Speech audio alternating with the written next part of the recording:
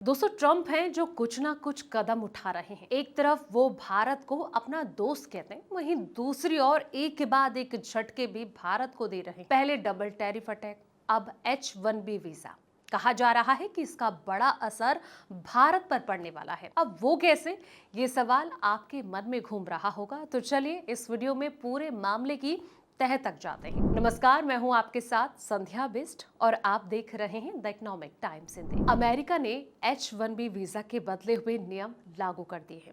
इस बदलाव का सबसे ज्यादा असर भारत पर पड़ने वाला है, क्योंकि H1B वीजा के कुल आवेदकों में करीब 71% भारतीय प्रोफेशनल शामिल हैं। दरअसल ट्रंप प्रशासन ने प्रोफेशनल के लिए H1B वीजा आवेदन शुल्क को बढ़ाकर $1 लाख यानी कि लगभग 88 लाख कर दिया है। इसके अलावा इसकी जो चयन प्रक्रिया है, इसमें भी लॉटरी प्रणाली को खत्म करने के प्रस्ताव ने भी भारत की चिंता जो है वो बढ़ा दी है, क्योंकि सबसे ज्यादा ये वीजा लेकर अमेरिका पहुंचने वाले ज्यादातर वीजा धारक भारतीय होते हैं। लेकिन जानकार मान रहे हैं कि H1B वीजा के कड़े नियम होने से भारतीय टेक प्रोफेशनल के लिए चुनौतियों के साथ इसके अवसर भी हैं।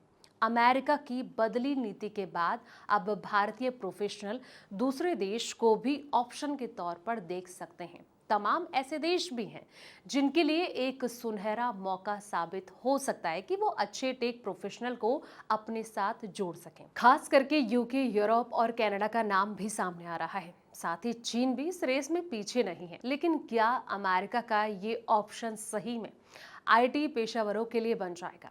ये बड़ा सवाल है। जिस तरह से अमेरिका की ओर से H1B वीजा की फीस में बेतहाशा बढ़ोतरी की गई है, इस पर पूरी दुनिया की नजर टिकी हुई है। सभी देशों को पता है कि सबसे ज्यादा H1B होल्डर्स भारतीय प्रोफेशनल होते हैं। अब कुछ देश इसका फायदा उठाना चाहते हैं।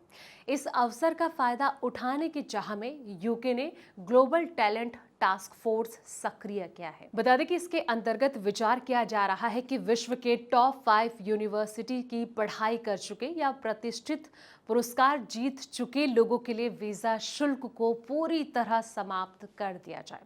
लेकिन यूके की अपनी चुनौतियां हैं और उसे हल्के में नहीं लिया जा सकता है। जुलाई 2025 से पोस्ट स्टडी वर्क वीजा की जो ड्यूरेशन है वो 2 साल से घटाकर 18 महीने कर दी है।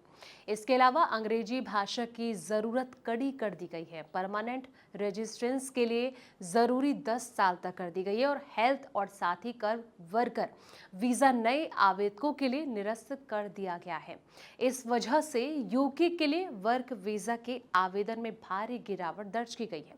2023 में भारतीयों को दिए गए वर्क वीजा 1,62,655 थे, जो कि 2024 में लगभग 81,463 रह गए, यानी कि करीब 50% की कटौती देखने को मिली है। इन नीतिगत बदलाव के चलते ही स्किल्ड वर्कर कैटेगरी में आवेदन जुलाई 2025 के करीब 4,900 रह गए हैं, जबकि पिछले साल ये करीब 6,000 था। अधिक कठोर नियम के कारण शॉर्ट टर्म स्टडी वीजा अस्वीकृतियों की दर 45% से बढ़कर 68% तक पहुंच गई है, जबकि स्किल्ड वर्कर की वीजा कैंसिलेशन दर 3% से बढ़कर 21% हो गई है। ब्रिटेन ने न्यूनतम वेतन सीमा यानी कि सैलरी थ्रीहोल्ड को 41,700 यानी कि करीब 50 लाख तक बढ़ा दिया है, जिससे कई भारतीय पेशेवरों को पात्रता से बाहर कर देता है। फिलहाल इस वीडियो में इतना ही। ऐसे तमाम वीडियोस के लिए आप देखते रहें द इकोनॉमिक टाइम्स हिंदी।